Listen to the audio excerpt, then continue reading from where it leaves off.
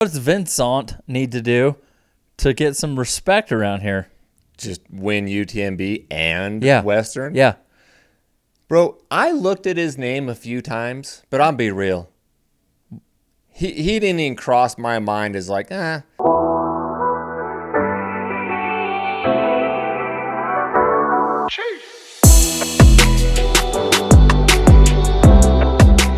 Welcome back to the next aid station. I am your host, Jake Kilgore. Man on my left, as always. Cheers, brother. Cheers, mate. Mick Garrison over there with the protein coffee. That's so nice, man. If y'all saw the story last week, Mick poured a protein coffee. It was good. Yeah. Oh, It was good. Yeah. I don't know if I'm going to... Protein ice coffee. yeah, I would never wake up and drink this. Why?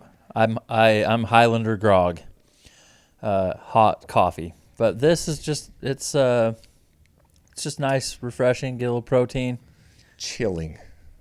It's very soothing. You're going double. You're double fisting today. Hold on, let me get the other one in here. Here we go. Yeah. That is a wild ride for your taste buds. Well, I got to crack open the Rockstar because the pod just sounds right when it cracks open at the beginning. So I'm going to set that there. But with this weather, it's just snowed on June 26th in Salt Lake up in the mountains. Put the fires out. Put our fires out, and I felt like it was just a choppy kind of morning because of yesterday morning it was 48. So Monday morning, 48. This morning, Tuesday morning, was like 50. So I ran yesterday evening, and I'm going to run tonight. I hit F45 this morning. Oh, you did? I did. It was okay. So did I. I couldn't really get feeling like it was hard. And I was doing all the stuff, adding weight, slowing the reps. I was just, I don't know. For me, it's like I'm rehabbing my left arm. So I like I'll grab if we're doing that bench with the pulse, I grab a 65 dumbbell with the right arm and like a 28 with my left. Half the weight. That's funny. They're like, Mick, you grabbed one of each. Speaking of F45, we take our work people every Friday.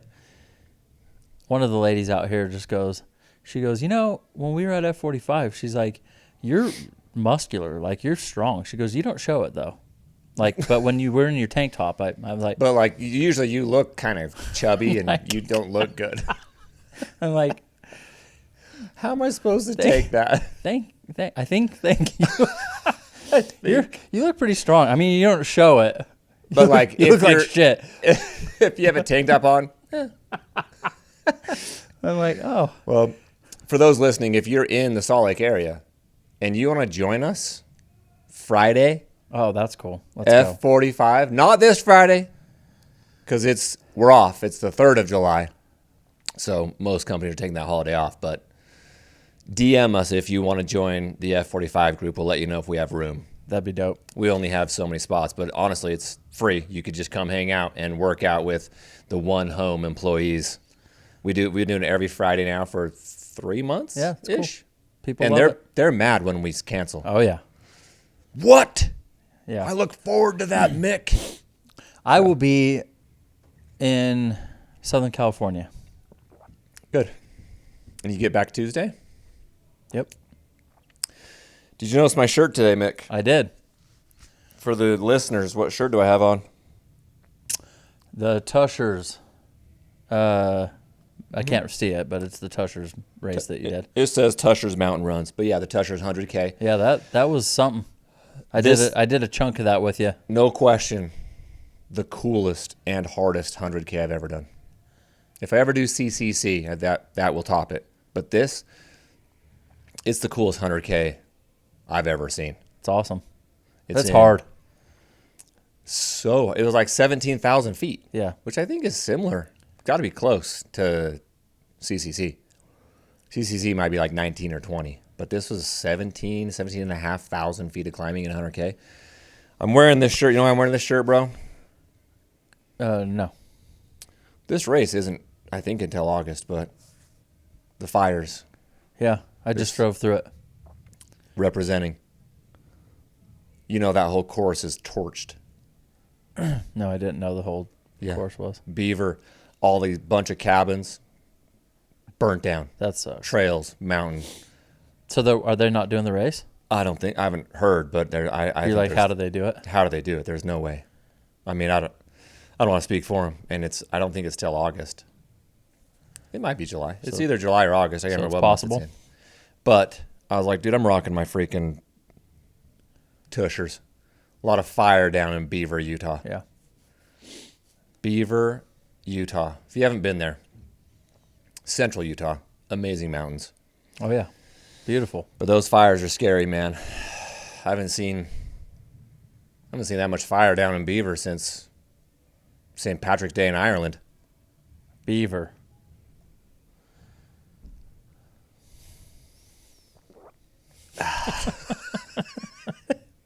A lot of fire down in that Beaver. Well, I'm trying to have my spirits up, but these fires are pissing me off. They're ruining trail and mountains. And the Beaver one was arson. Some crazy went in there and lit a few fires. I saw some videos of multiple people doing that shit. They like catch them on drones and follow them down. Those guys are supposed to stay in California. I don't come out here. Why the hell would you do that? Don't come out Who here. are these people? Why would you do that? I don't know. I don't know. What should the punishment be for them? Should you set them on fire? We should burn them at the town square. Burn them alive? Yeah. That's a little intense. Well, you could give them like a eye for an eye. You could give them like a 1st-degree burn. Indian burn. Is it still called an Indian burn when you grab someone's arm and twist the skin Of course in opposite directions? Yeah. Is that now taboo? You can't say Indian burn anymore? Native American burn on my arm. What's wrong with saying Indian? I don't know. But they're no longer the Bountiful High School Braves. Because that's offensive? Why is being a brave offensive?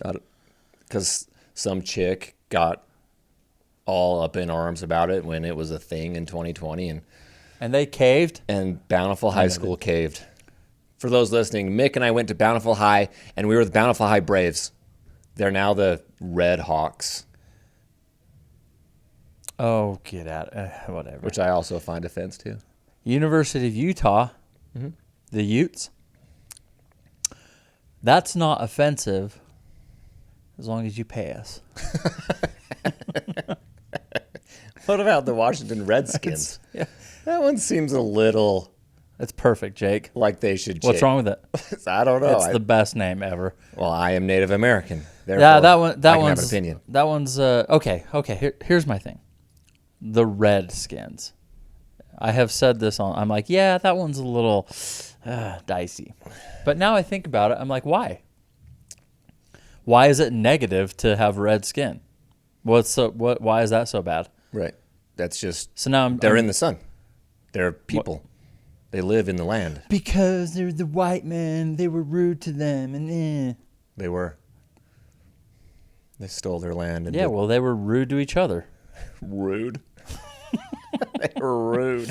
They're like raping and killing people. That's a little rude. That's rude. Yeah. All right. So, weekend story for you as we get started here. If you follow DC Peaks on Instagram, first of all, everyone needs to follow DC Peaks because we give away free entries all the time right now. And, bro, I went to Lone Peak with Kyle. First time ever going to Lone Peak. Unbelievable trail. Beautiful up there. The bouldering. Then you can see freaking everything. Little Cottonwood over to Timp. You can see everything. I carried a Rockstar can in my pack, up and back. You forgot? Yep. We got halfway down, and Kyle's like, "Oh, dude, I can see." Like he was running behind me, and I was just. He's like, "I can see the Rockstar can." I just carried it. Why didn't you just put it halfway up? I was going to, and then we didn't really find a good spot, so I'm like, "Oh, we'll put it over here, like halfway up," and then we just kept running, and Took it all the way back to my car. So then yesterday, Monday, I went to Mount Ogden. Never been there. I was in Ogden visiting our friends at NAC. And I was like, I'm going to run up in Ogden since I'm in Ogden. Looked up a trail, did like 4,500 feet and 11 miles. Got all the way to Mount Ogden. On my way back down, I went maybe quarter mile off the peak. You had forgotten again. And I didn't even, well, I was like, I got to hit one of these bare butt wipes. I've been killing the bare butt wipes, dog. Killing them. Hell yeah. Congratulations. Shout out bare butt wipes. They work. Awesome. So I'm like, I got to pull over, tucked in behind this tree over here. There was a Rockstar can there. That's amazing. I pulled my pack off to pull out a bare butt wipe, and I'm like, oh my gosh, I'm still carrying that can. I didn't even know. I carried. Jeez, dude.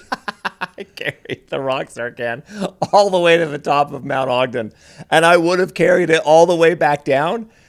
I just thought my pack was like, oh, this is what it weighs now with a full 2 liters of water and my pulls. And like, I don't have anything in there, dude, but water. And I just think it's normal to carry around one of these Johnsons. Look at this big Johnson. DC Peaks Rockstar. Free entry. Free entry. Anyway, so if you're listening to this on Wednesday and you check the DC Peaks Instagram, it might still be there. So yeah, then I put the can out. It hasn't been found, huh? Well, that was just yesterday at 6 or 7 p.m. I posted it. Someone's going today to snag it. Mount Ogden's fun. When you're up at the very top of the peak, you don't want to fall down that other side. You're dead. And that's Snow Basin, the ski resort. And I remember my father-in-law telling me about that. A lot of people hike up to Mount Ogden from the ski resort side, way shorter. But I got up there and I was like, oh yeah, I remember someone telling me that the ski resort's just right here. Yeah, it's cool. So now I want to yo-yo it. Oh, that'd be fun. Yeah. Start at Buse. That's where I started. Did I say it right? Buse Canyon, Buse? I think. Yeah, Trevor Fuchs took me up there. Oh, beautiful trail, dude. The first 2.5 miles are so rad. It's like I feel like I was in Hawaii. Yeah, that's the and then it gets like exposed and snaky. The backside is mid. It's still fun. It's great. all part of it. Yeah, I loved it. I had no complaints. I mean, I haven't gone back, so I don't know if I'll ever go. So I was like, I'm going to the peak. If I'm here, I'm going all the way. Yeah. You know, I saw that picture that you posted. Jen showed it to me, and I'm like, I don't know where that is. Good. Did you see there I posted too, the picture, and then I posted a video. The video makes it super obvious where it is. Super obvious if you know. That's the whole thing. If you know, you know. If you know, you know. Other story from this weekend. While on Lone Peak, we were coming down the boulders, Kyle and I, ran into 4 dudes. And he's like, you look familiar. And he's like, you have a podcast, right? And I flipped my hat around and I was like, I had my other white. He's like, oh, yeah, next aid station. He's like, dude, he goes, I've only listened to a few episodes. He's like, but I listened to that episode last summer when you guys talked about that segment on Speed Goat called Munch the Box. Oh, yeah. I forgot about that. He said, has anyone got the course record? And I was like, no. I'm like, okay, so I'm going to announce it again. What was the deal? Speed Goat's coming up. There's a segment on the second, what's that ridge climb? Up to Hidden Peak? Hidden Peak 2. But from the bottom of the ridge, yeah. From the bottom all the way up into the single track in the trees is freaking rad, and then you hit the ridge up to Hidden Peak 2. That last just super steep section, that's Munch the Box? No, the whole thing. Oh, that whole thing. It's like 2 miles or something. If you guys go on Strava, and if you're in the Little Cottonwood area, Speed Goat area, Salt Lake, and you want a free entry to DC Peaks, we announced it last year, and it still stands. If someone sets the course record on Munch the Box, DM us, send us your file, free entry to DC Peaks. Hell yeah. That's funny. You know who it was? It was Josh Griffin, who took second to Chepe in the Wasatch 100 last year. Oh, that's who it was? Yeah. Shout out Josh Griffin. that dude is, speaking of Hans Troyer, that dude is young and fit. Josh Griffin, if that race was a couple more miles long, he's catching Chepe. That's how fast he was. He set the course record on the Wasatch 100 from Brighton to the finish. He was feeling good. Brighton to the finish. You know how many people have ran that? A lot. Yeah. And he holds that segment record. He was being paced by Ian Ferris last year. Love Ian. They just crushed, dude. Past all kinds of people. You know what's funny about Ian? He's the same way. He'll just kind of be hanging back, doing this thing. And then he's coming for you. Back and then all of a sudden guy. he's top 10 finish. It always seems like. Yep. Can you tell me why I'm sweating so bad? Is it this chaffee? Maybe because I got done working out and then I hit a chaffee. I don't know. I'm just dripping over here. I feel great. I turned the air on, but I don't feel it. Okay. Anyway, big game tonight. Big game tonight. Hang on. Who's playing tonight, Mick? Tuesday night, June 30th. Come on, listeners. Lot going on. Summertime. I don't know what the hell. There's nothing. I think Team USA plays in a day or two. They might play Wednesday or Thursday. Tonight, it's a preview of the WNBA Finals. Aces versus the Liberty. New York Liberty against the Aces. What would that be? Is that something to do with like flying? No, dog. Come on. It's so like gambling? Vegas. Yeah. I saw a girl pointing. I saw that too. She was doing this. She just held it. Yeah. And then they got close and she was doing this. Oh yeah. Who's that? I don't know her name. She plays first, whoever. Is she on one of these? No, I didn't. On this? On my notes? No, on the Aces versus Liberty. No, she plays for the... I want to say she might even play for like Caitlin's team, the Indiana team. Whoa. Maybe. Anyway, yeah, she was... They're going to be... They're all the hype then. Yeah. Let's get Indiana in there. Yeah, I know. They were the favorite to start the season. All right, I'm going to have to put this down because literally, bro, I'm sweating like a whore in church. Yeah, let me get a little quick breakdown of what. Hell no. What's in that? I thought you were just going to say, let me hit that. What's in it? What's in my chaffee? I want the full ingredients. Okay, it's got... Full list. What's the little coffee cup thing? Like that you put in the... Yeah, just like a little pod. It's not a Krager. What's that thing called? Kiger? What's the machine called? It's the German name. Eigerschmitzen. Oh, I forgot. I don't know why I forgot. I hate them.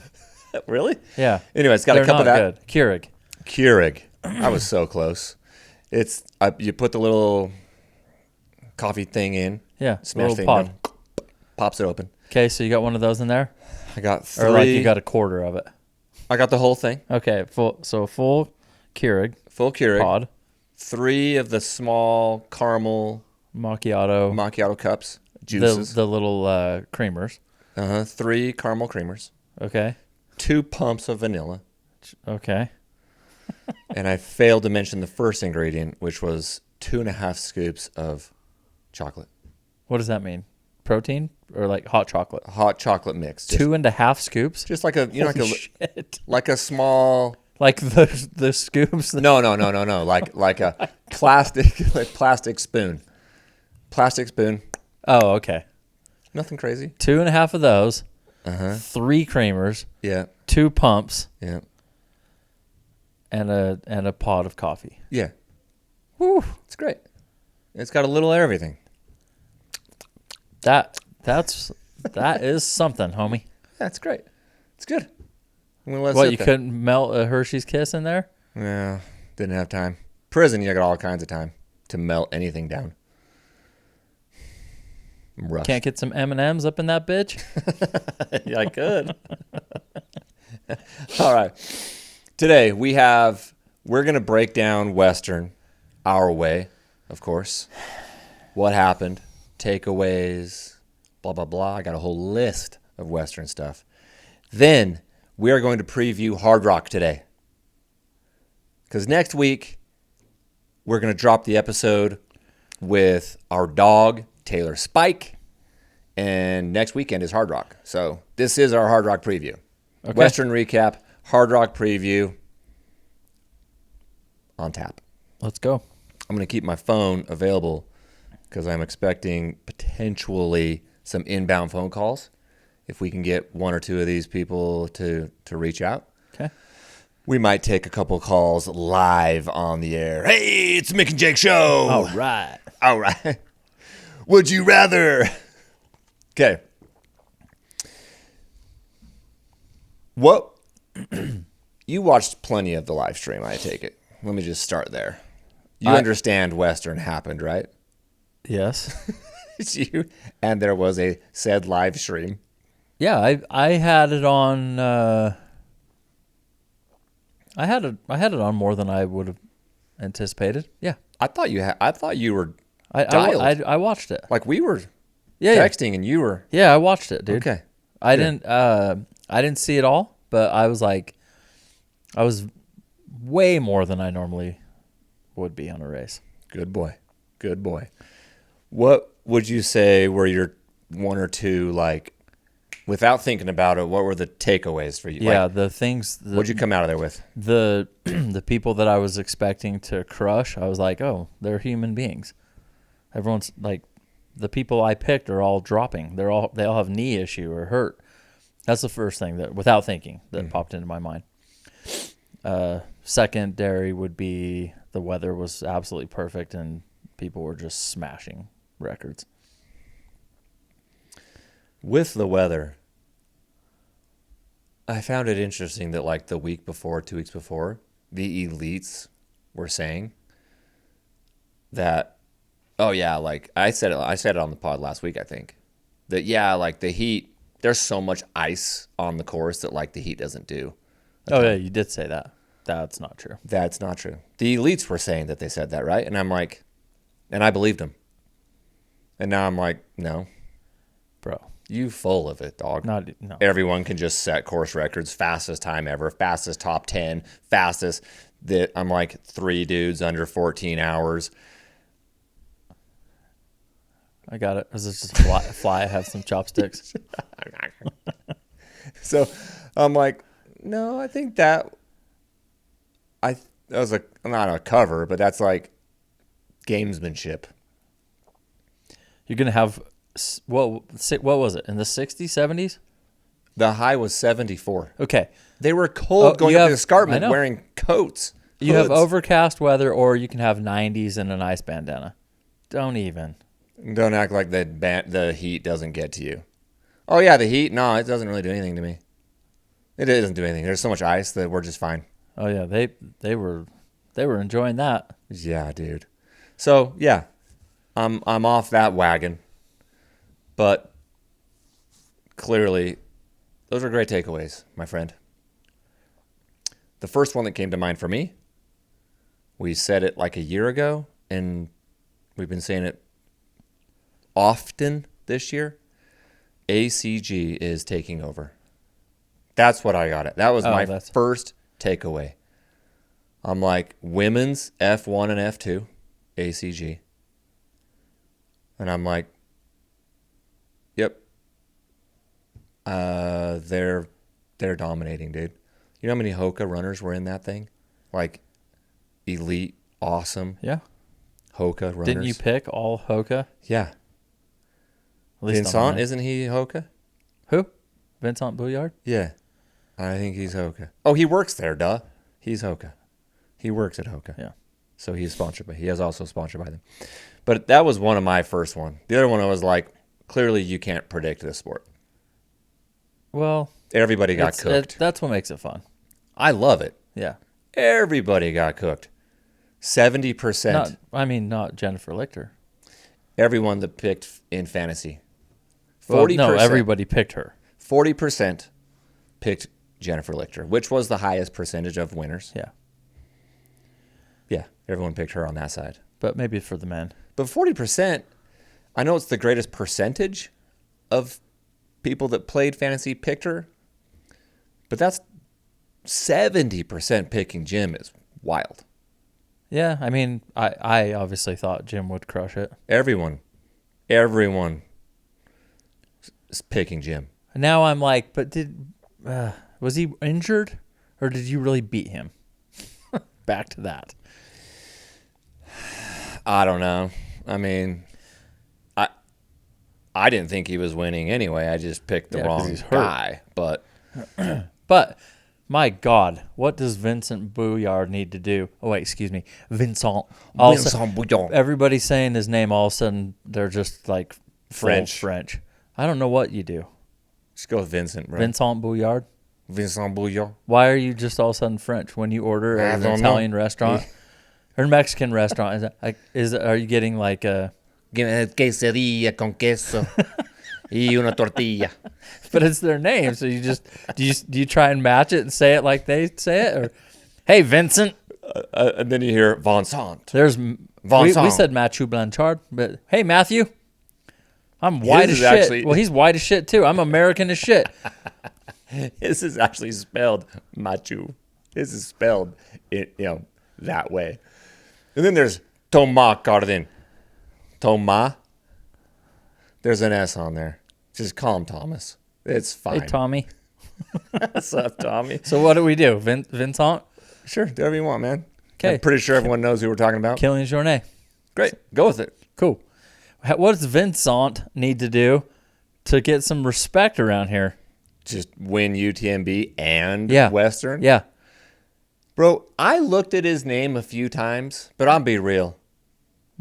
He didn't even cross my mind as like, I know. Like who am I going to take off my list? I didn't even put him on my top 10 either. I'm like, what does this guy need to do to get some respect? What about Ryan Montgomery? I looked at his name for this long. No, I almost was going to pick Ryan to DNF, and then I looked at his results, and I'm like, he doesn't DNF. Like once. So I'm not picking him to DNF. Yeah. I looked at their names just because I looked at all the names, but I never once considered Ryan or Vincent as like, who am I going to take off my list? I mean, I guess I could have taken off you could literally Canyon Woodward, literally, but then he ended up freaking top 10ing, and I picked him. He did good. I only had 4 in my top 10. You should have taken Hans off your top 10. I should have picked him to DNF. That was the play. Bro, I still love my Hans pick. Well, it was awesome until it wasn't. And my take on him. I think he led for He was winning that race. He led for 10 hours-ish. Hey, man, he went for it. I love it. I love it. Do you think that was partly... I don't want to blame anyone, but you know who his coach is? No. David Roche. Oh, that's right, yeah. And David very much coaches like freaking go for it. Go. Lead. Bury him. Go for it. Oh, interesting. Break the elastic. Create such a gap that like you crush their souls of hope that they'll even catch you. So you think that I mean, that could be. I think so. I definitely think. Because he didn't get injured. He just blew up. He just blew up and puked. He was like puking. He had stomach issues, was puking, and then started walking, and he's not injured at all. Strategic error. Yeah, I can see your point there. And that's how David, he went out hot. But I kind of like, I'm like, yeah, go for it. That's cool as hell. From a viewer's perspective, I'm like, yeah, Harry did that in Cocodona last year. I actually agree with that method, even if I'm David and I'm coaching, or I'm Hans and I'm running, or I'm a viewer at home on my couch. You already took 8th in your first year running Western. You gonna like kind of go conservative and take 3rd or 4th? No, just freaking go for it. If you're fit and fast enough, yeah. Well, he learned because maybe you wait a little bit to make your move. Yeah, it might have been a hair too soon. Yeah, I guess. Yeah, I mean, didn't Vincent, when he won UTMB, didn't like a bunch of people crumble ahead of him, kind of like Western? I don't remember. Like he didn't lead early. Wasn't that the one where it was terrible weather? That was last year, 25. That was last year. Last year was the rain and just Well, when did he win it? 24. Who won it last year? Ben Demon was up there. Tom? No. Yeah. What's wrong with us? I mean, we're short on memory here. Didn't Ruth Croft win the women's? Well, he won it in 24. Oh, we're so stupid. Tom Evans. That's what I said. Yeah. I thought it was Tom. Okay. And Ruth. Mm-hmm. And that was weathery. So, I don't know, dude. I love what he did. And I think the general consensus is he's still the guy. He's still the future of ultra until he's not. So it was sad. He came into that aid station, Rucky Chucky, I think it was. Hugged his coach, hugged David, hugged a couple of people. He was crying. He was like, it was sad. Yeah, he'll win it one time. He's going to win. I'm not saying one time. I'm saying one day he'll win it. Yeah. Yeah. Do you think Killian just raced like for normal? As in his brand, normal? I have no idea. I didn't even see him. I didn't see him either. But you dropping that early, I feel like there was like some sort of brand obligation, like to show up for the people, for the brand. I think he knew. He said that his training block was not good. Mm-hmm. And he took like 50th at Zagama. What's happening? That's the question. We've done this before, and then he comes back in podiums. Yeah. I mean, is it just that injury is part of what these guys do? But I'm seeing a lot of these dudes hurting. Hayden, Dan, Killian, Jim. Those dudes have been competitively racing and training for a decade. Hard. Like, hard. Yeah. Your bodies they're hurting. Is the science off a little bit? Maybe for like peak speed, you got a 10-year window, but for longevity, like a Bronco Billy, like maybe he trains smarter. I think. In fact, maybe he trains smarter than anyone ever. He's doing a lot of things smarter than anyone ever. Setting the old man record. He set the record. He missed it last year. He had a bad race last year, so he went back. He ran like an 18:03 Western. Fastest time ever for anyone over 50. And he just did great at Cocodona. And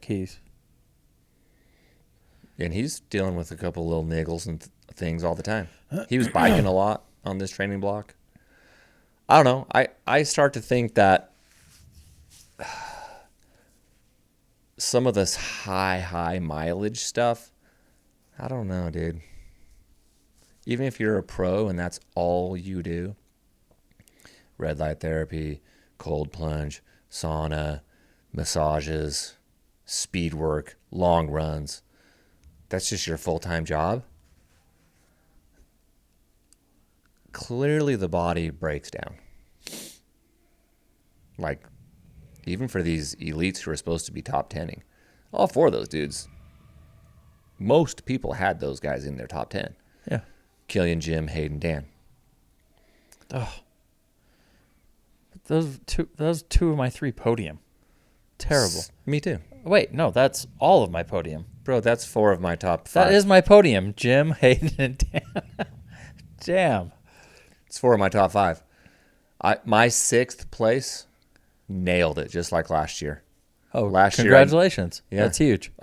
Last year we said we always try to pick that one. That's the most important one. Nice job. Last year we got Seth Ruling 6th and nailed it. This year, Adam Peterman. Mic drop. Boom. So listen to us when it comes to the 6th pick. You know, something else, I was obviously watching Fuzhou. Yeah. I'm very confused by all of this. She dropped. Do you know this? No. Bro, she dropped. And it showed that she dropped. On the app you're Yes. saying it showed? And I was like, oh, shit. And then all of a sudden she finished. I'm like, wait, what? I mean, she didn't have a good time. She was like, something. Huh? She finished 7th. What the? Yeah. She was in 13th, dude. So what? I don't know what happened with her. She finished She 7th. got no playtime. At What do least you mean? that I saw. I wasn't like Playtime watching as for in like 12 hours. like there was no video on it? Yeah, Well, yeah, they only had cameras on like the top few. which I get. Yeah, But it's cool. You should always have Fujao part of it, even if she's DNF'd. You For the views. keep a camera on her. Keep a camera on Fujao. Yeah, I've got it right here, dude. Okay. Let me pull it up. No, I didn't know that she took 7th. Yeah. She was out. Was. Never count her out, Mick. Here, bro. Women. Fu Zhao Zhang. 16:25. It's a good time. 7th, bro. Everything's great. What's the freaking deal? What do you mean? You saw her drop? I thought maybe I was high. I don't know. Maybe. I was going over it. I was disappointed. She was just chilling. I swear it said that she DNF'd. And then it updated and she finished. So maybe she didn't actually drop. Maybe it was someone yeah, I don't on the think, tech side marked her DNF or something. I don't think it was. But you for sure saw her DNF next to her name. But now I'm I don't know. The mind is funny, isn't it? Plays tricks on you. I thought so. Yes. Huh. Like when that I told you about the accident on our road, 1400 North. No.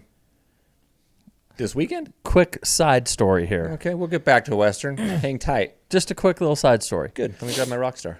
At the bottom of our 4 houses down, there's a trailhead, Shepherd Creek. I'm familiar. I go down there. The boys are on the bike. I got Luna. We're over there. I can see the rain coming in, thunder, lightning. I was like, hey, you guys should probably just head back. So they cruise on their bike and go home. So I'm chilling over there with Luna. This is Saturday. This is Saturday. Yeah, I got... Okay, yeah. Go on. You got blasted. Mm-hmm. So there's this guy like in his 70s comes cruising down on an e-bike, and I can see that he's like messing with his right earbud. And then I just like turn away, and all of a sudden I just hear boom, boom, like bro, hard. Going down. Yes, 1400. hauling ass. Okay, steep road for those listening. Steep. I'm on the phone with Delta trying to lock in some details about Dean, who flew. Unaccompanied passenger. Unaccompanied minor. Minor. It was scary as a parent, but he's there and safe. I'm on the phone with them trying to lock in something. I'm 47 minutes into my phone call with them because of the wait and all this stuff. And I'm like, this dude just totally eats shit in front of me. And this lady saw it driving up the street. So she pulls over. I run off the trailhead. I mean, he's 10 feet away from me, dude. How old is this guy? He's 74, 75. Oh, old man. Yeah. And we run over to him, and he's out. He's completely out, but his eyes are open. I'm like, he's dead. Helmet? Helmet. I'm like, this guy just died in front of me. The moaning stopped, everything. So I'm like, you call 911 because I can't hang up. I'm on with Delta.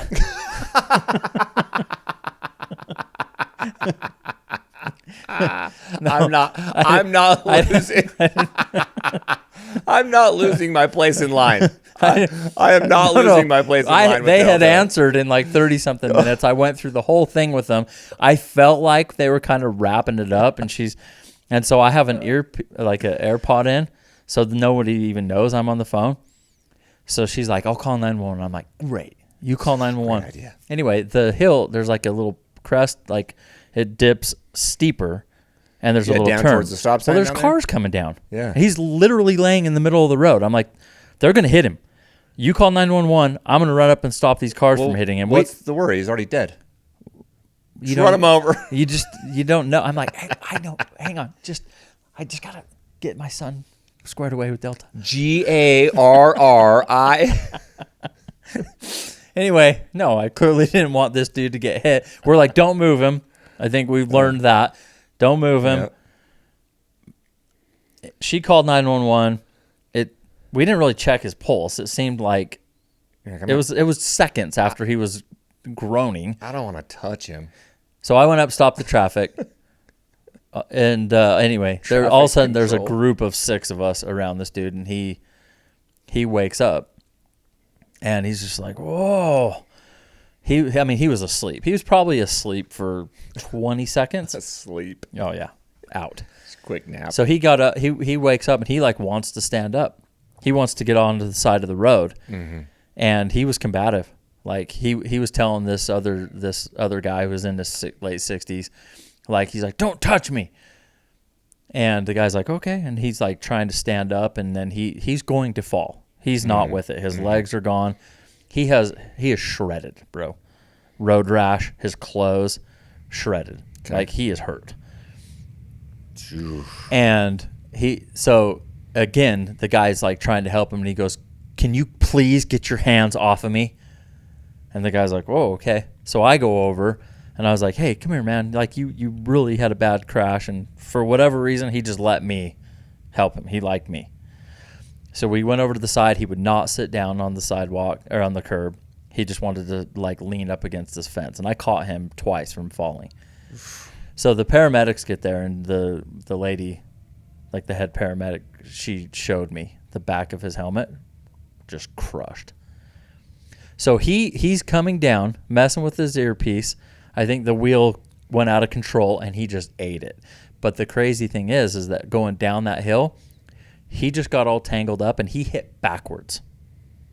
That's a bad wreck, dude. Jeez. Like, full on smashes the back of his head because the sunglasses were good. Yeah. I grabbed those for him, and the back of his helmet was just smashed, road rash everywhere. So anyway, hope he's okay. You never know with, like, internal, anything. Yeah, whatever. But the paramedics came, put him in the ambulance. Yep, I offered to take his bike home, but they said we'll let you know if we need you. I told them where I lived, then I never heard from him. Mm-hmm. Across the street is Dean, he's my 10-year-old who wants an e-bike. He has been begging us for 2 years for an e-bike. Like, you see that, Dean? And he's across the street, he watches all of this, and I just pointed at him. I'm like, e-bike, and he's like, got it, Dad. Yeah. I don't want to do it. No. I don't want to do it. Yeah, and I'm not sure how I got onto that story. I have no idea. There was something that... I have no idea how you got there. There was something that led me to that. We're in the middle of our Western recap. No, there was a reason why. I'm sure there was, and we'll listen to it later. Okay. Anyway. So you saved someone's life. Yeah, and I got my phone call handled. Most importantly, you didn't lose your line with Delta. Your spot in line. You got to be able to multitask. You got to be able to save people's lives and knock out a Delta phone call. True. Okay, back to this. The Euro men go 1, 2, 4. Yeah. Ryan Montgomery smashed in there at 3. I said I wanted more Europeans in there, and I named a few. Well, what do you mean you want them to take 3 out of the top 4? No, but I just said I wanted to see what would happen. I can't remember how I worded it, but if you want it to be really the best of the best, they have to be there. Yeah, I know they have to be there. I wanted the Americans to just, at least, can we have one race? You're so patriotic. Can we have one? I know, the week of 4th of July. Ugh. Now all of a sudden you love the country. Good for you. Nope, don't love the country. Well, then what do you? But I love our people to beat the other people. I would rather. That's kind of saying the same thing. No, I don't. You don't love the government. I don't love the countries. Yeah, sure. The You don't- government. yeah. The policy, the politics, the You love I don't the love any of people. that. You don't love the. But I'm going to root for people who wear our flag. You are. Yep. The people, not this country. But then you specifically say the flag. It is the flag they wear. Hey man, the battle is real. It is real. What'd you think of old Fran Poopy? What'd you think of old Fran? I thought he did very well. And First ever 100. Yeah, he did good, bro. And he was very excited at the finish line. It was cool. It was good. Do you think people put too much weight in this is their first 100? No. That's a whole different beast. Do you think they put too much weight in this is their first Western? They've never ran Western. I don't know when you're talking like potential winners. Yeah. Yeah. I mean, knowing the course, having like Hans, for example. Now I guarantee you, he's learned a lesson here. There's just a lot of pre-race chatter every year about those two things. Have they ever ran the 100-mile distance, and have they ever ran Western States course? Yeah, I would think that for sure the 100-mile distance. Jen Lichter never ran 100. Yeah, She never ran Western. Poopy took second. These are world-class athletes, so I understand that perspective. Yeah, like I just said the same thing about Tony McCann. I think that David Sinclair, same thing. When you're at that level, they're going to be fine. Like, come on. But I still wouldn't pick you to beat Jim Walmsley. I mean, I tend to agree in that I actually like picking people who are doing the distance or that course for the first time. I think there's a level of excitement, a level of unknown. It's like ignorance is bliss. It's like, I don't know. I'm going to go hard, and I trained, and I don't have to know what it feels like at mile 85 or 90 to beat you. Sure. I'm just going to beat you. The people that have run it 10 times, they're not going to have some advantage. That's not going to make me pick you. A lot of people pick Jim because of how many times he's ran it. I picked Jim because he's Jim. I would pick Jim if it was the Bear 100 or Wasatch or anything else. Yeah, sure. Regardless of who's in it. Yeah.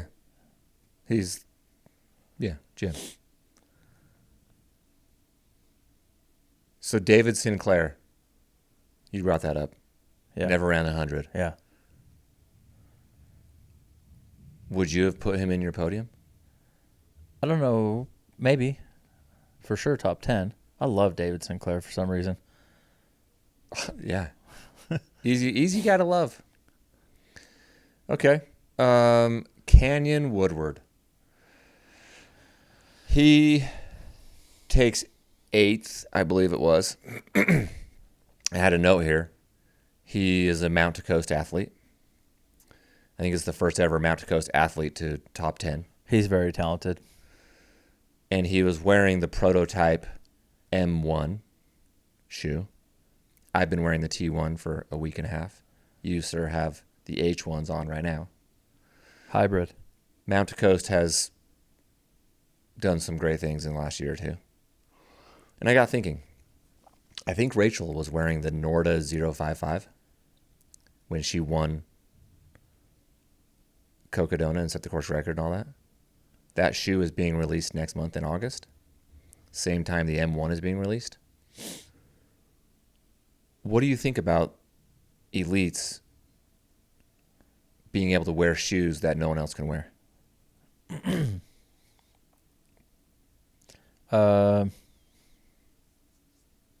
I don't care. Some people do. Is it an unfair advantage that elite gets to wear these shoes or have their custom drink or their custom knack formula that no one else has access to? Maybe it is, but so what? So if you sponsor a runner and you're a shoe company, make him shoes, smash them. And I mean, then Killian has shoes. Killian Korth has shoes that no one has. and then after we whoop your ass, then we'll open it up to the market, and then we'll make a bunch of money doing it. Because I don't really think the shoes are putting people over the top like this. I think Rachel could have been wearing Crocs. Probably just wear the Tarahumara leather bands.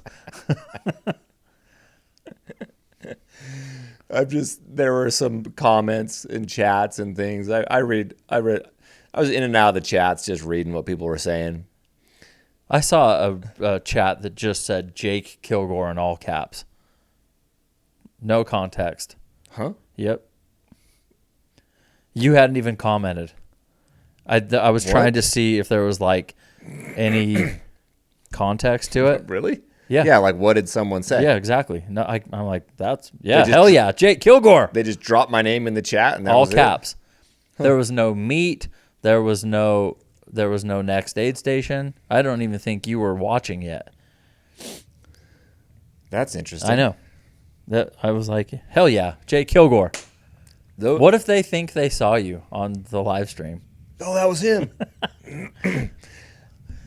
The live stream clearly is freaking awesome and so fun to have for our sport and elevating it. But that chat room, phew, like it's like a strobe light. It was going so fast. It was I'm going like, so I fast. can't. I'm not interested in this. I always X that out. Yeah. I guess not always because I saw your name, but it's like it's intense.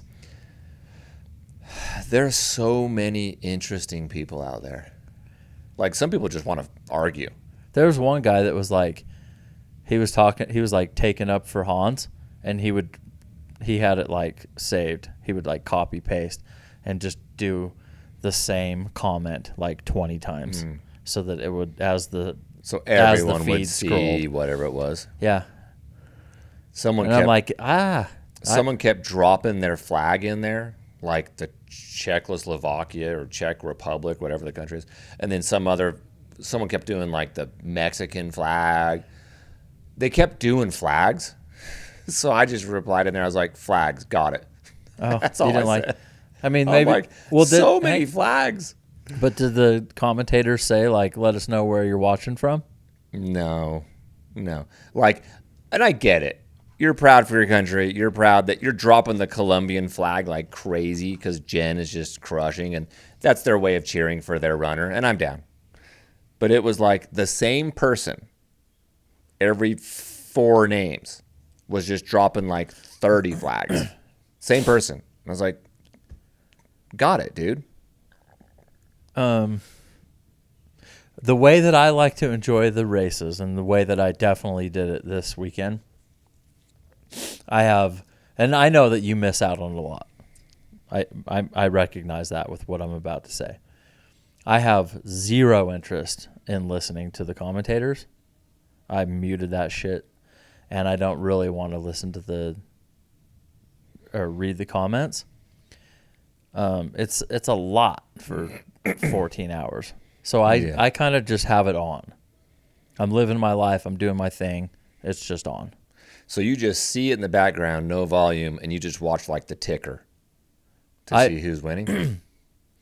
I just like, it's kind of like the scene. I mean, I did have it on sometimes, the volume, but mostly I would just go to my phone and check the tracking. Oh, I see. Yeah. Okay. It's like it's on. I'm doing my thing. I'm literally like cleaning the house or playing with my kids or whatever, and it's just on. But it was fun, actually. Like I should say this. I did have the commentating on quite a bit more than I normally would, and I think that it was a good event. Awesome event. I had fun. I'm going to quickly go through the women's, then we'll go through the men's. We can chat about any of these that you want. Okay. I do have one topic I want to catch on the women's. Okay. Jen Lichter, I think, took the lead around 50K-ish or whatever and didn't look back. She crushed. I honestly was just like, I never felt like anyone's catching her. I never felt like Riley or anyone was going to catch her. Riley had a great day. Riley destroyed. That she was led. She led, and then Jen. Yeah, led. Riley's tough. That was awesome. Yeah. Marianne Hogan, of course. So speaking of Marianne Hogan, when I was at NAC yesterday, they had her like secret formula. They gave me like a pouch of it. Oh, secret formula. That's an advantage, sir. That's what I'm getting at. Shoes and your own custom formula of carbs, sugar, whatever. This is how Gatorade was made, bro. Bro, it had her name on it. It's like Marianne Hogan, and I'm it all was about a it. clear pouch. I'm like, that's... There's nothing wrong with that. I'm in. Did I ever tell you Jake Gibb, 4-time Olympian, I know Jake. Bountiful High guy. He went to the summer games 4 times for beach volleyball. Good friend of ours.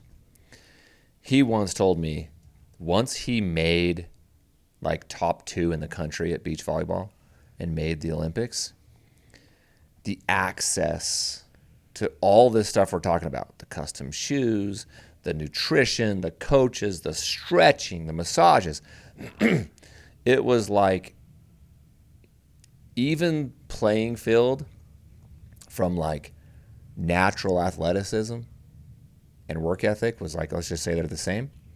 But once you make it to that tier and getting access to all that stuff separates you. Yeah.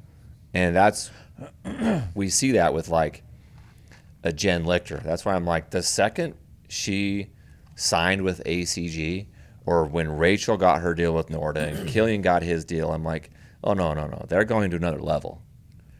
They're going to another level. And when I saw Marianne Hogan's like custom NAC gel, I'm like, that is another level. All these little things, man. That compared to, we're going to go down to F12, Sarah Humble. I'm like, Sarah's just cracking the code to being with these elite women, but she doesn't have access to a custom pair of shoes or a custom gel. I think she's with Precision now, so maybe they do have a custom gel that is exactly for her, sweat test. But that stuff, that's next level stuff. Yeah, dude. that is. Look how close she was to top 10, dude. So so I'll just jump to that question that I had. Golden tickets. They always roll down. So some golden tickets, there's top 2, some are top 3, right? And I believe they'll roll to like 5. Maybe they roll to 7 in other events. But I know they roll to at least 5 in most of the events, okay? In real time, right? So like Canyon Woodward, if you remember, he took 3rd, but David Roach gave his to Canyon, right? Yeah. He passed on it, gave it to Canyon, allowed Canyon the opportunity to go freaking top 10. Now Canyon's just in for next year because he's M8. Why? I would like someone to answer this in the comments or DM us because I don't know why. Why doesn't it roll in Western? Because these top 10 women, Caitlin, Lottie, Tara, Fujao, blah, blah, blah. 10th, Hannah Allgood. Anyone in the top 10. If 2 of them defer and roll, and they're like, I don't want to run Western next year, why doesn't it roll down to 12 or even 15 for Western, giving Sarah Humble the opportunity to go back next year? If, say, Jen Lichter's like, I already won. I don't need to run it again. I'm like, I'm good. Why wouldn't it roll to number 11? Like, you're doing 10 tickets regardless. Like, well, to a certain roll, right? Like maybe it's 12, maybe it's 15 max. But yeah, they should give out F1 through 10 every year. And it should just roll down It's a good question. a couple spots. Legit question. Let us know. And it's, well, my argument for doing that is like, when people are in 12th or 13th or 14th, they kind of stop racing. Like you're finishing the race and you're getting through it. But if you know, dude, I still have a chance of getting in. A ticket will likely roll. The odds of all 10 returning are incredibly low. Well, also, the type of runner that you have to be to take top 12, 13 in Western, you're still getting an elite athlete.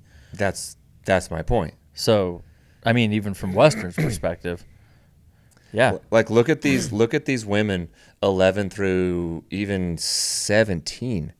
That's how deep this is, dude. You have Honaka Akiyama at 11, Sarah Humble 12, Laura Hansen 13, Lauren Peretz 14, Holly Ranson, who did not DNF, Emily Hawgood. Yeah, damn.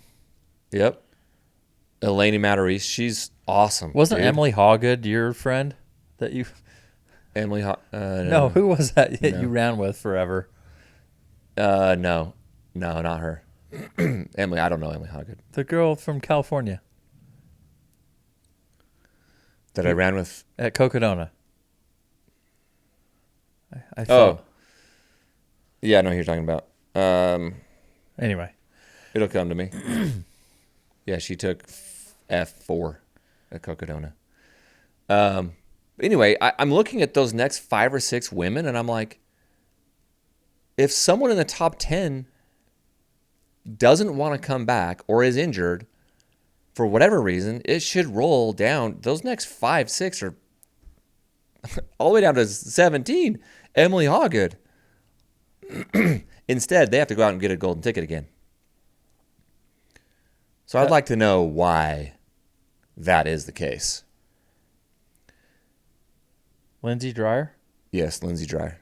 Dwyer? Lindsay Dwyer. That's who I ran with at Cocodona for a long time. I say everybody's name wrong. Dwyer. Everybody. You just quickly read it. Well, it's because you're blind and you won't get glasses. You need glasses, dude. Let's go after this. I don't say Vincent Vouillard's name wrong.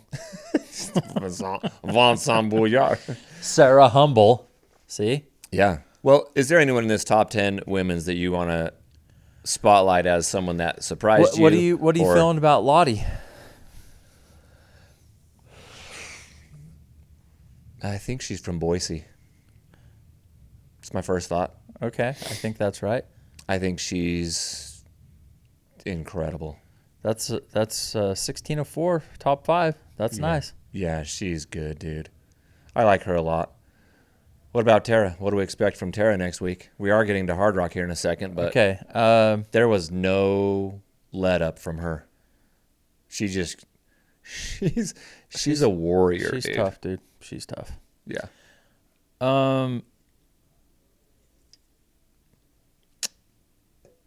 Okay.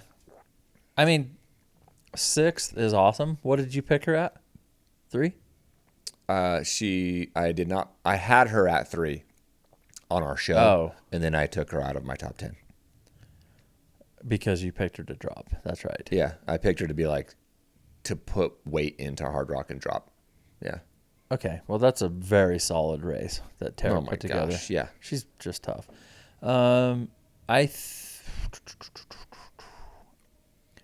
I just don't. I mean, if we want to get to Hardrock, I think that she has a great shot because I don't really think that the women's field is that good. Right. There's we'll get to Hardrock, but okay. We will table that. We'll put a pin in it, as they say. Dude, all the way down to 20th female, Addie Bracey. Yeah, dude. She ain't no slouch. No. Addie Bracey took 20th. Holly, I picked her to DNF, which really was nothing against Holly. I just had to pick someone. Threw it out there, yeah. And 1746. She's tough, dude. Badass. Yeah. No hate towards Holly. No hate towards any of them. We're just messing around, man. All right, on the men's, Vincent first, French. Vincent Boyard, 1. Francesco, Ryan, Tomacaren. Zach Miller, you what did you say? He's a dog? He is a freaking You're dog. damn right. Yeah, that's the only way to describe that guy. Just the way that he ran the track. Just hauling ass. Yes, dude. I love it. I love it. He is like the people's choice. He's a man of the people. Yeah. Everyone just loves him. He's And you see why. yeah. He's cool. He's a freaking dog, dude. Speaking of Drops a 1420. Speaking of saying everyone's name wrong, Jeff McGavero. I hear both. I always say it. Mogavero. Yeah, but Same. nobody on the live stream, which I listened to the whole time, nobody was saying Mogavero. It's McGavero. Jeff, we need to know. Send us a voice memo. I feel like Dylan knows. And Dylan's saying McGavero? Yeah. No. Yeah, McGavero. Dylan is... We're riding with Dylan? Well, when it comes to being a scholar of the sport, he's that. He is the scholar. He knows them. It's not like, oh, I saw his time. Like he knows them all. He's friends with them. Yeah. And so if he's Valid. saying a name a certain way, I'm like, yeah, that. Like Canyon Woodward. Pretty sure that's how he said it. El Canyon. I am excited! Hiroki Kai. Bro, Hiroki Kai, I think he took 10th at like the last aid station. I think he slid into 10th with like 5 miles to go. Great. He took 10th last year. I'm in. Yeah. ACG athlete, I believe. You were right about Adam Peterman. Bro, the only picks I got on it, not even got, just in the top 10. Canyon, Jeff, Adam, and Zach. 5, 6, 7, 8. Those were really only 4 I even picked in my top 10. I had Francisco Poopy. It seems like such an obvious pick, but I was kind of suckered into his Achilles I had injury. Jeff McGavero. Not to be confused with Jeff Mogavero. My top 10 sucked. Same. So there's that.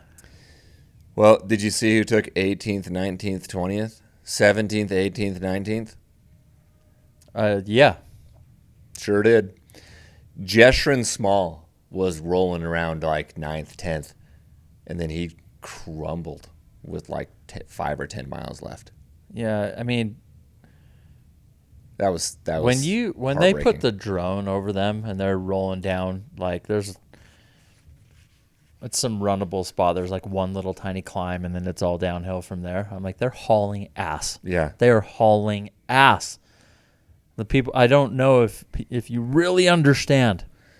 There's that 13. They are literally running twice as fast as I would. Yeah. They're crazy. In that 13-mile section that's like a half marathon downhill.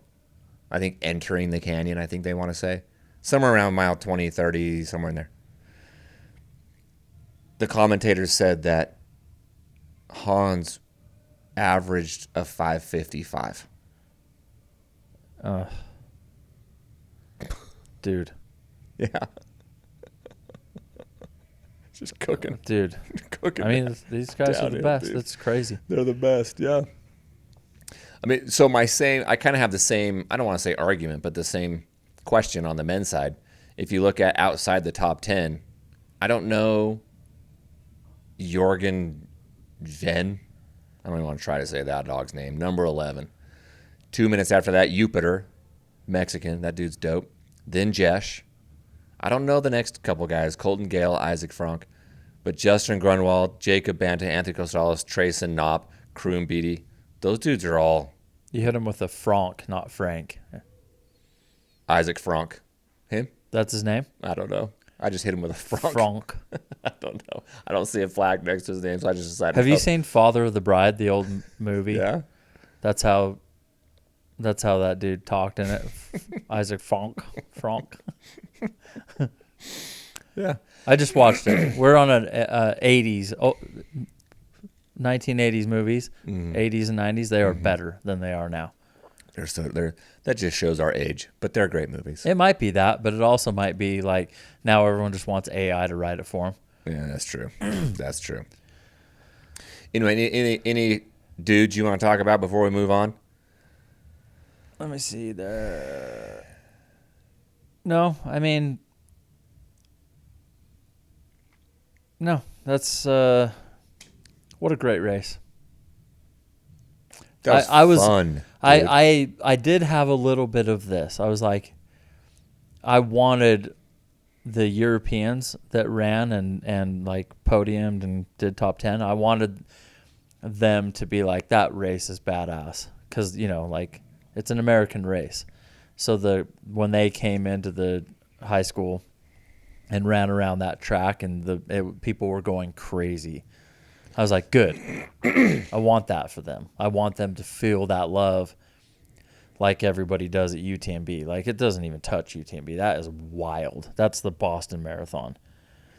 But it feels like it's getting bigger and bigger and bigger every year, and just making it like a freaking vibe. Like I saw the viewers were like, I want to say 30,000, 36,000, 40,000 at its peak moment. That's a lot, dude. Yeah. People coming in and out all the time. Hundreds of thousands of views. Yeah. The data behind that will be fun if and when Mountain Outpost puts it out. I'm going to make a quick call on the speaker because we're old school radio guys. Hopefully I got the volume all the way up and it sounds good. This is Jeff. Jeff Browning, Bronco Billy. Jake Kilgore, bro. What's up, buddy? How are you? Good, man. We got Mick here. Le Bronco! What's up? That's still one of our favorite videos we've ever done with an athlete. Le Bronco! Le Bronco. Well, buddy, thanks for taking the time. We're going to throw you on speaker on the show real quick and just dial in a couple of questions, old school style, like radio show style. You know what I'm saying?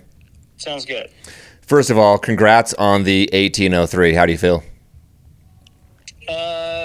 I feel pretty good. I mean, I'm a little beat up, but, post Cocodona, only 7 weeks. So, I got some Cocodona legs, I do know, actually. I do know what you're saying. Yeah. So what was the time you had to beat? 1814 was the record. Yeah, so I barely got it. I mean, it was a little bit of a nail biter for my crew. Dang. Walk me through the last 10 miles, like 10, 15 miles, like what you had to do to get it done, how much pressure there was right there. Well, I went out pretty conservatively, and because of Cocodona on my legs, and this was the first time like anybody in my age group's been in front of me. Yeah, I saw that dude. Yeah, there were 3 guys at halfway. I caught one at Devil's Thumb, and then he tried to hang with me for a while, and then I finally dropped him on the way up to Michigan Bluff. And then I got to Michigan Bluff, and they were 10 minutes up on me, 2 guys. Ooh. Got to Forest Hill at 62, and they were 15 minutes up on me.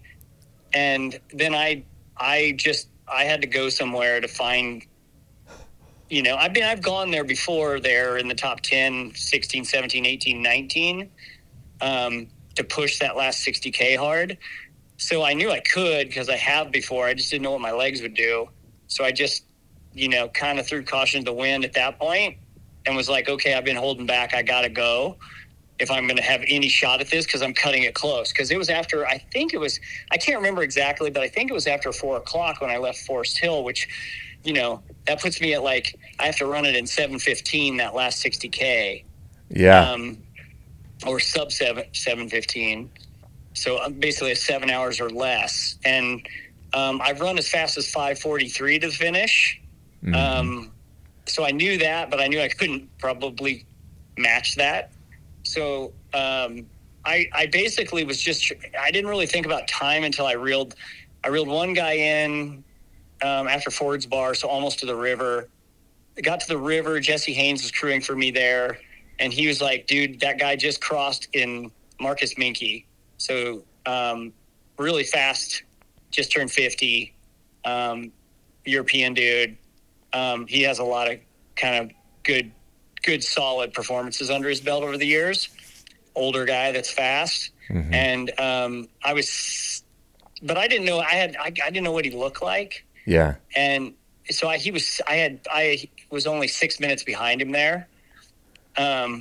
so at that point, I kind of reset on the way up to Green Gate on that climb off to the river. And then I went back into pushing again, and I caught him about mile 87, maybe in between like Auburn Lakes Trail 8 and Quarry Road.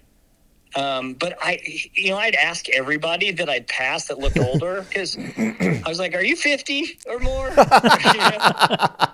And let me see your beard, bro. Is there how much gray's in there? But everyone looks young. Yeah. When they're in ultra running, if they've been doing it a long time, they're older, but they look younger. So, but anybody looked older, I was like, man, I'd ask them, and he's the only one I didn't ask when I passed him. But I passed him like he was sitting still. He was hurting. And when I blew by him, I just patted him on the back and said, "On your left." Yeah. And then I was like, "Oh man, I should have asked him." He looked older, Yeah. But I couldn't tell for sure because he was clean shaven and all that. So, and you're going by fast, and I was pushing. And when I got to 90, I asked Jurek and Hal Kerner, I was like, "Hey, has anybody 50 plus been through here yet?" And they're like, "We don't think so." But they're probably not watching for it either, right? But yeah, they don't know. And I was like, they don't know for sure. Yeah. And then I left out of there still unsure. But I was like, that's got to be him. And so then when I got to Point of Rocks, my crew was at Point of Rocks, with like whatever, was that 94, 5, 6, somewhere in there. Yeah. And they were like, I was like, "Did he come through?" And they were like, "Nope, you got it." So I was in and out. Jesse jumped in and paced me the last bit from there. And we just pushed, and we caught a few more people on a climb up Roby Point. I think I caught Emily Hallgood and John Kelly, and then we were just pushing to the finish to see what time wise. I knew I had it like at No Hands Bridge. I was like, I can. That's when Jesse was doing the math too. And he was telling me Jesse had all of his splits at each aid. And he was like, "You were up on his splits at Point of Rocks, and you're up on his splits at Roby." And he was like, "Dude, you got it," But we just, it was close. It was oh my gosh. So you didn't know you had it until 5 miles to go. Probably 5, 6 miles to go. I knew I was like, but I knew it was close. I knew it was going to be close. Even that last 10, doing the math in my head, I knew I couldn't let up. So you were watching the splits you had to beat 8:14, but then you were worried about a guy or two that you had to beat still, because you could have beat the 8:14 and not set the record. Yeah, the 18:14 was like, I if someone was ahead of me, I wouldn't get the record. They'd get the record. Yeah. So it made it like, I'm glad they were there, because I needed, with my Cocodona legs, there was everything. I was pushing everything down in the pain cave, going, no, like, you're fine. Your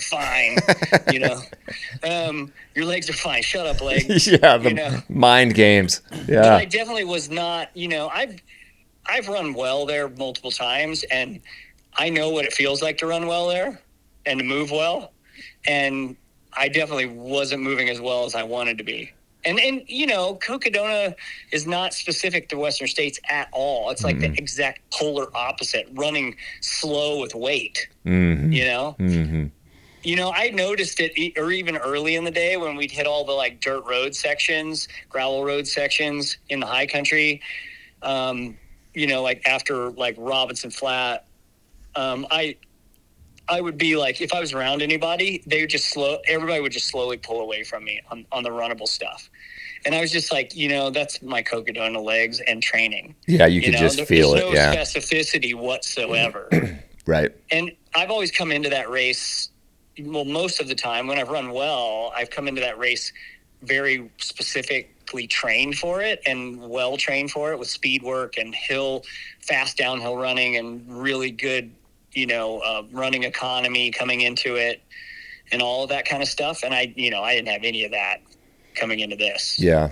Yeah. Just due to Cocodona and the wear and tear and. Yeah. You just try to recover and show up. Yeah. Well, I know you'd probably never say never, but you feel like that's you feel like you closed the chapter on Western? Have you done what you got to do there? No, I actually have a sponsor who's got me in for 3 years, last year, this year, next year. Okay. That was, the plan was 3-year window to get the record. And this year with it being the weather we had, Yeah. it's just like literally statistically is 1 in every 15 years. I was like, man, I got to go for it. I wasn't even planning. I was just planning on running my own, just running this year, and whatever happened. But then, I realized that I had to try to go for it with the cooler weather. And that was definitely a blessing, because I wouldn't have got it if it would have been hot. Well, and dude, 1 in every 15 years. So you'll see the next one. Right? Come on, you'll still be running. Yeah, I'll still be running, but I won't be running fast. Then I'll be going for like the 70 plus. I'll be going for the 70 plus by then. I do. No, I'm not closed on Western. I told Topher Gaylord, who's the board president, I was like, well, he mentioned it to me. He's like, dude, you should come back and go for the 60 plus record. You're not that far away. And so, that's still kind of like maybe a pipe dream. Sure. To go for the 60 plus record, but definitely I got 1 more year next year to run 1 more time. And I really want to take it down. I think I can take it down more, even in a hot year. Sub 18. Yeah. Yeah. I think I can run. I think I can still run low 17 on that course, or maybe even sub 17. Jeez. In the heat. I mean, I have multiple times. I've run 15:55, 16:30, 16:45. Yeah. On that course. So, I just got to be able to match my early splits. I lost it all in the first 100K of going out conservatively. I lost all those splits. So, because I closed pretty well, even given Cocodona on my legs. You closed great, dude. Yeah, so I know how to close there. I just got to be able to run the early miles faster. So I'm guessing no Cocodona next year, and then you can try to go 17. Yeah, I did sign up for Zona Canyons 125 as a quote trainer. Nice. That's a great training run. That 125. Yeah, and it's a lot of running. Yeah. So it's good. It'll be a good Western States trainer, and there's heat. Yeah. So just getting that under my belt. So I'll come into that use that as a trainer, and then do 1 more block. Cool. Before Western States. Cool. Well, let me pick your ear here for a second, and then I'll let you go. I want to talk Hardrock for a second. I'm sure you're seeing what's going on down there with the fires and Hardrock. Yeah. What are your initial thoughts, or what are you hearing? Well, I've been in contact with the course director, because I mark course every year. Yeah. When I'm not in it, and I'm going to be there Monday, Tuesday marking course. So right now it's on. The Uray fire is moving north, so away from the course. It did not threaten the course at all.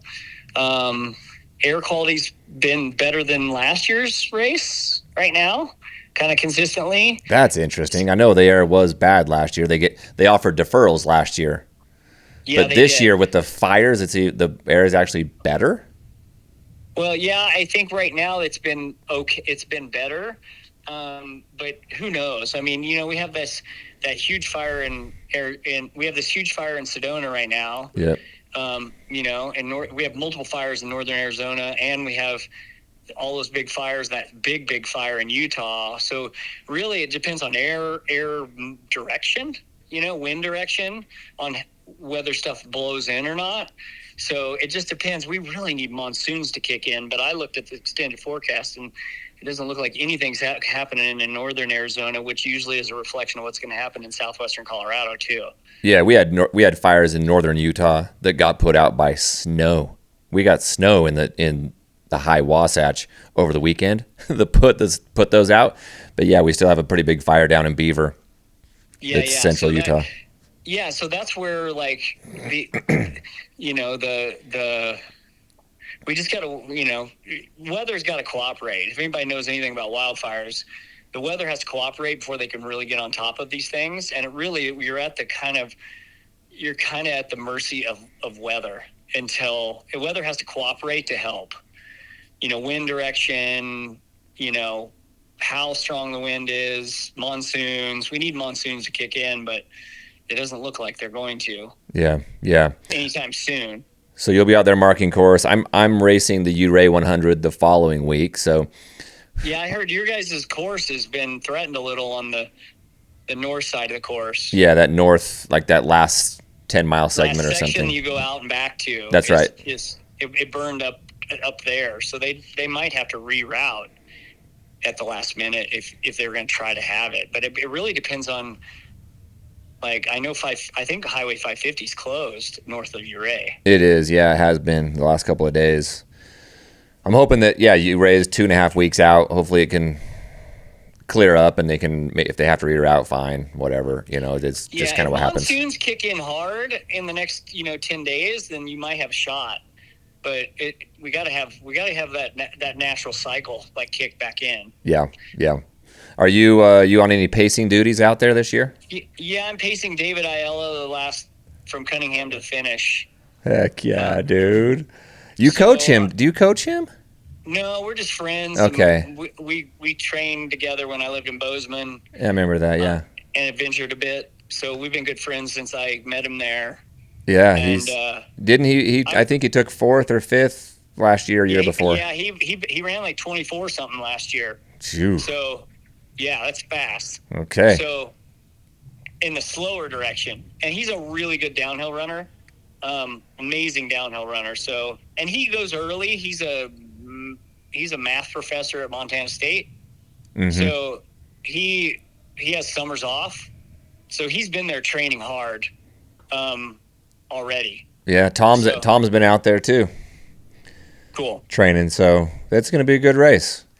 Okay, buddy. Well, hopefully we get some good weather, some cooperation. Hardrock happens, Uray happens. That'd be a great July, given the fires around here. Yeah, for sure. Well, dude, congrats again from Mick and Jake, bro. We've always appreciated what you do for the sport. Thanks, and our friendship, but you freaking just keep crushing year after year, brother. Thanks. You guys have a great day. All right, we'll talk soon. See you, Jeff. See you, bro. Bye. Up. All right, giddy up, he says. Love that, dude. He's so rad. He's so cool. All right, with that, perfect transition from Bronco Billy. You want to hit Hardrock real quick? Yeah. Let's run it. Okay. I'm going to open up. I can't open that because I don't have Facebook, but that link is Carl Meltzer saying on Facebook back in like February that he believed that like Hardrock should already plan on like canceling or should consider canceling due to because of the fires. He knew back in February it's going to be dry, there's going to be fires, lightning, threats of this and that, yeah. And then he re-commented or reposted just a couple days ago. And he's like, I told you. Yeah. Yeah, he's like, I said it then, I said it now. Like, anything can happen out here when it's this dry. So, interesting. But yeah, sounds like he's going out to mark the course, and this is happening. So that's great. Okay. Let's review the list. I've got 147 entrants per standard Hardrock. Males. 113. Tom Evans, Jimmy Elam, David Ayala, Ludo Pomeray, Dylan Bowman, Ryan Smith, Jason Schlarb, Arlen Glick. Yeah, okay. That literally is the first 1, 2, 3, 4, 5, 6, 7, 8 men as they're listed on Ultra Sign Up. Click on Brian Pickett. That looks like quite the resume, and I don't know him. He raced Hardrock 2 years ago, 40 hours. What? He did Tour de France in 2021. That's something. Western States in 2021. Yeah. 40 hours. Yep. UTMB. He's done UTMB. He's got quite the resume, but that's not nearly fast enough to hang with those guys. No. Okay. No. He's done everything. Paul Terranova, he's going to be there fighting for a top 10, I'm thinking. I saw Paul Terranova here. Oh, did you? Yeah. Oh, yeah, at Wasatch? Yeah. Paul's That dude's cool. He's done over 100 races. Yeah. Great runner. 2024, he took 6th at Hardrock with a 29:58. That dude must have been pushing to go sub 30. Hell yeah. Absolutely. We're cheering for you, Big Paul. Let's see. In that year, he took 8th overall, 6th male.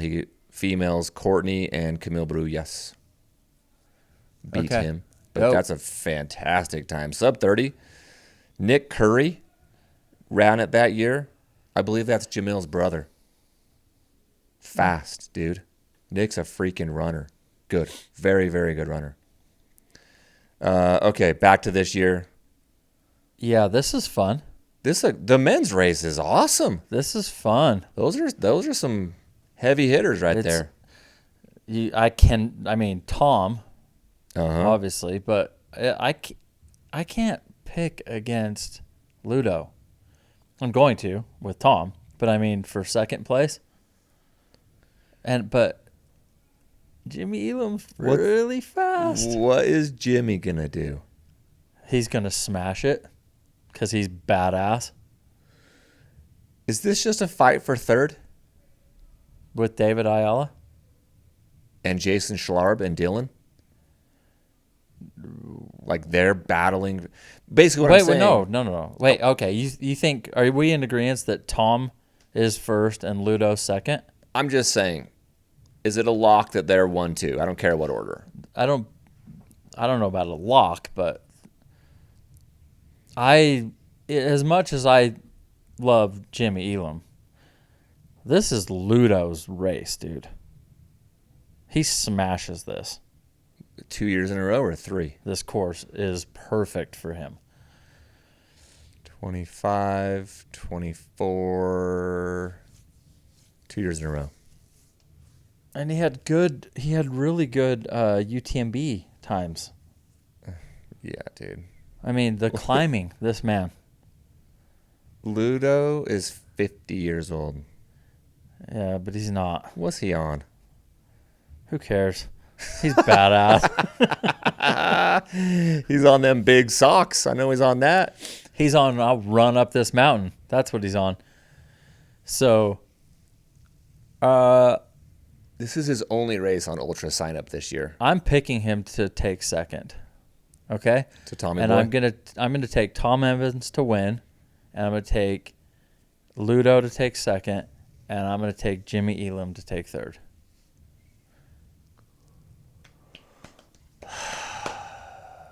Yeah, I mean, tough to argue, but when I bust out the fantasy free trail because it's not available, yet to pick them, I really, really, really want to pick Jimmy. Oh my God, I would be so happy if he wins it. It's kind of ludicrous to pick him. Because he's going against Tom Evans? And the 2-time reigning champ. But did Ludo win UTMB or did he podiumed? He did not. You mean ever? I don't know about ever, but not in the last few years. I mean, I know Tom, we already said it, but Tom won last year. And then Vincent. Who? Vincent. Vincent. Vinny. Hey, Vinny! Hey, Jimmy! If Jimmy wins, what does that do for his career? Maybe he'll just actually go full-time pro. What's it going to take? I don't think he wants to. He doesn't want to. If that dude wanted to and he was all in, holy shit. Mm-hmm. Yeah. We'd already talked about it on this spot. Next level, dude. Oh my God. That dude goes next level. Yeah. But I think maybe he wants the job and the day-to-day interaction with a career and earning money in a different way. And yeah, it's being a pro athlete is not for everyone. Click on Jimmy's name.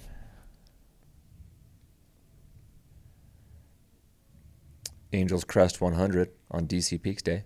God, why are you doing that, Jimmy? Come do DC Peaks. Come on. Come on, Jimmy. Angel's Crest. I know, dude. Look at his I'm results. sure it's a delightful race. I'm sure it's great. Look at all these, dude. First place in everything. He set the course record at Miwok this year. Old Pueblo 50 Look at his miler. times. Mammoth. Cascade Crest. Wasatch 100. San Juan Solstice. He hasn't lost in 2 He's years. crazy. Hey. Hang on. Go up. Hey. He hasn't lost in 2 years according to Ultra Sign Up. Go up. Wait, scroll. This way up? Well, UTMB, 22 hours. Yeah. Okay. But besides UTMB, It's 40 there's no 20-hour finish. He doesn't do hundreds. I mean, Run Rabbit Run is fast, right? He took second in 2023. Yeah, but Wasatch in 19 hours, Cascade in 17 hours, Bear under, like everything he does is under 20 hours. And they ain't no Hard- they ain't no slouchy courses either. No, he High did. Lonesome, dude. He won High Lonesome, and I think he set the course record in 23. Now, UTMB should be more similar-ish to Hardrock. He's not doing Hardrock in under 20 hours, right? If he wants to win. For real? What is it? What is it going to take? I got you. 2 years ago, going this same direction, Ludo went 21:33. Okay, course so record. nobody's doing this under 20 hours. No. That's freaking Hardrock. That's crazy. Yeah, going this same direction, which is what everyone will say, what Bronco Billy just said as well. The easier direction. I've heard it's 30 to 60 minutes faster, depending on the runner. If you look at Ludo was 50 minutes faster going this direction. Oh. So he won it last year in 25 going the other direction, I think counterclockwise, 22-21, and then shaved 50 minutes off almost exactly. 2 years ago ran a 21:33. Which will help David. Okay. Which will help David. I think that helps Jimmy too. Jimmy's a runner. Well, they're all everything. But They are all everything. I'm probably going to take Jimmy to win it in my fantasy How free fun. trial. Let's go. Go back to that list. I'm feeling like that's the vibe. Arlen Glick's very talented. Dylan. Schlarb. Yeah, bro. I don't know. I love when people count him out. You should not. Yeah. I don't know this Ryan Smith cat, but he's our age. And he took third in Hardrock 5 years ago. So don't count him out. What was his time? Oh, man. Yeah. 23-24 in 2021. Different direction. Leadville, he won it. Bro, he won High Lonesome 6 years ago. He is fast 8 years as ago. hell. Yeah, this dude knows what he's doing. Old Ryan Smith. Probably why his name's smashed in between Dylan Bowman and Jason Schlarb on Ultra Sign Up. It's just before he bought the Jazz. Yeah, Ryan Smith, billionaire from Boulder, Colorado. I think Ryan Smith of the Jazz is that age too. I think he's our age too, 47. All right. That's cool. It's not as deep as Western, but it's It's definitely. It never is, and it never will be unless they change their format. But that's a nice men's meet. Yeah, it is a nice men's meet. You're only going to have 8 to 10 dudes bodying for that podium every year. 10 max. Oh my gosh, can Jimmy beat Tom? I don't see it. That would be so cool. Who were the board's picks? Tom Evans, Jimmy Elam? And then didn't they? Something happened and they blundered Caleb. It went to. Oh yeah, he's like, "Don't pick me," and they picked him. And could you imagine Caleb on here? I mean, sure, I can. Yeah. Would you pick? Yeah, that would make things way tougher. Yeah, you'd have Caleb, Jimmy, David. I would have a hard time picking Jimmy over Caleb. Sure.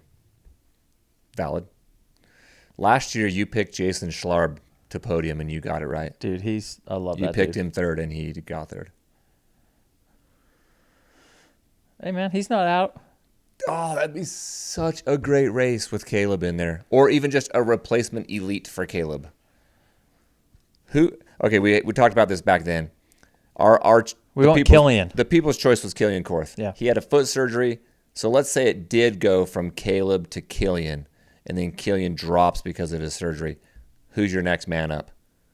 If you're anybody, Dale, you're like, I'm calling this guy. If I could have anyone who's fresh and healthy right now to race in this, to replace the Caleb blunder move. Ben Demon. Yes.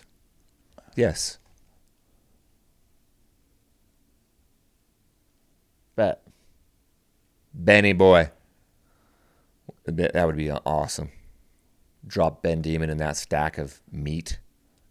It's a hearty meat stack. Yeah. Okay. On to the female race. 34 entrants.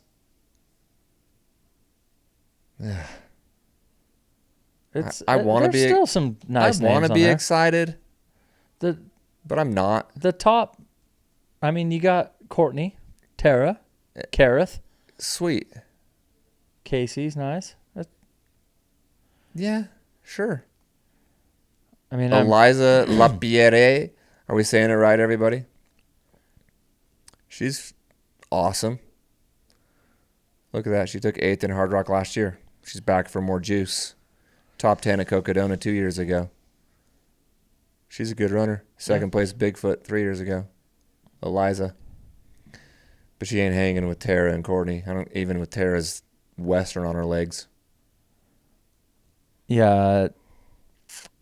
It's Courtney.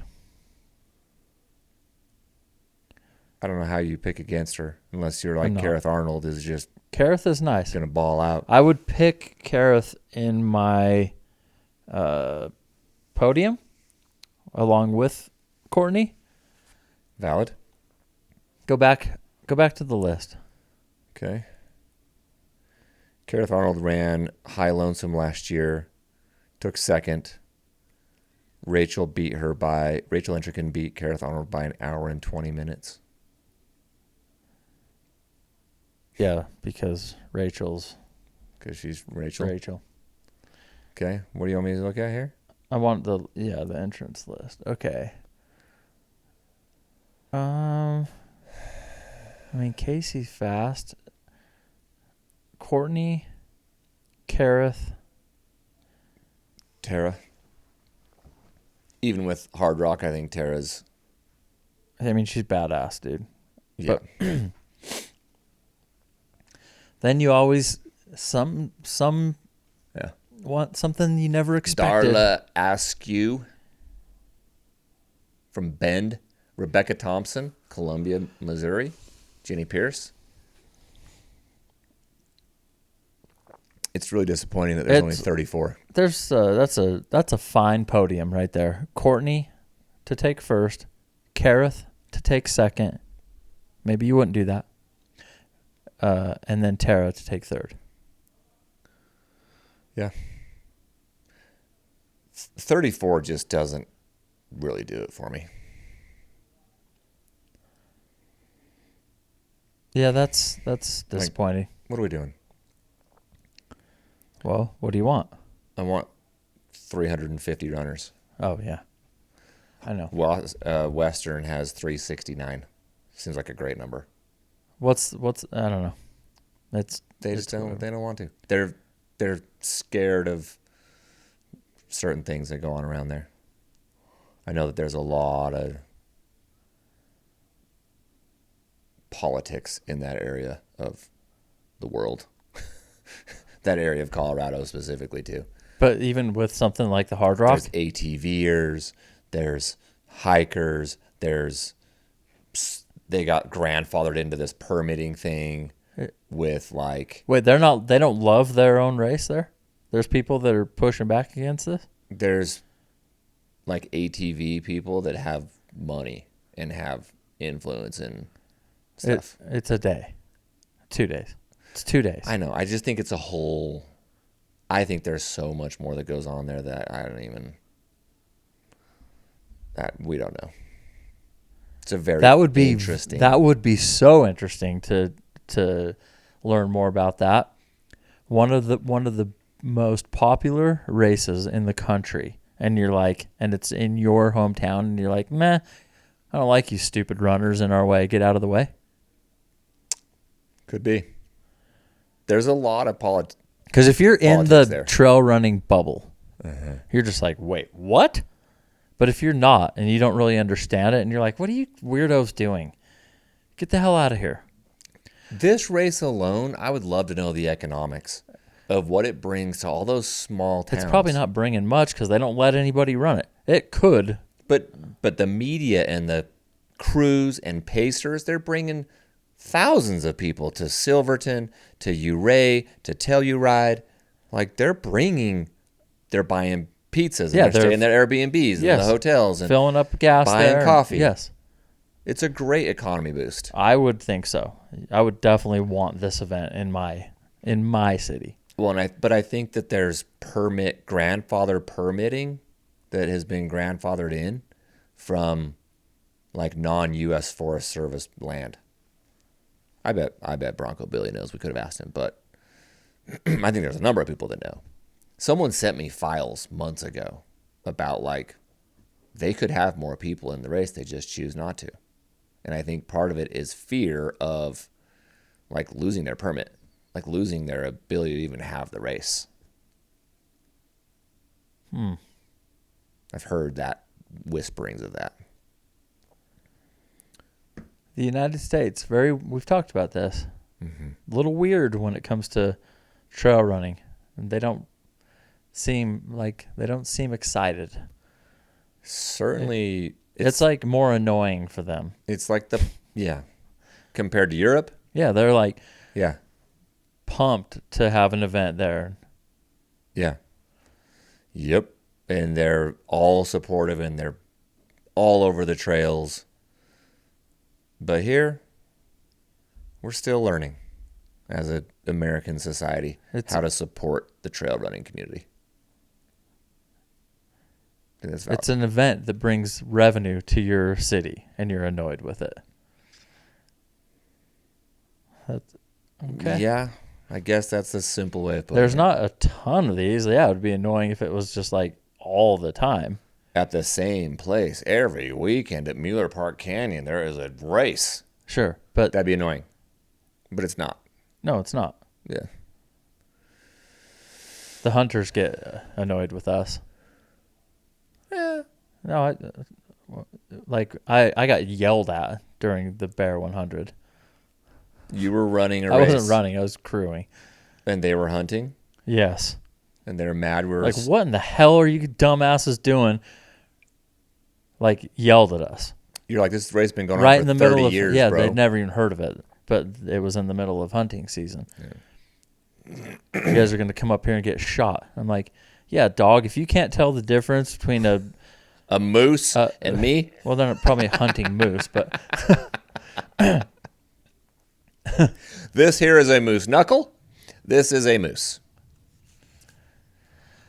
yeah, I'm like, yeah, I get it. You're hunting, and that would be annoying. I actually understand what you're saying. Have a good day. Please don't shoot me. Maybe that's why ACG went with the orange fits this year. No, Hunting. that's not why. No? They didn't want to get shot. I don't think that's why. Just throwing a flyer out there. Anything else, sir? That's Hardrock in a nutshell. That's great. It's happening, at least right now. Also live stream now. Also live streamed. All right. We covered Western. We covered Hardrock. We covered a phone call with the Bronco Billy. Giddy up. Thank you to Rockstar. I've been tagging the Re-Lyte as always. Thank you to Chaffee for supporting the show. Thank you to One Home. This has been another episode of The Next Aid Station.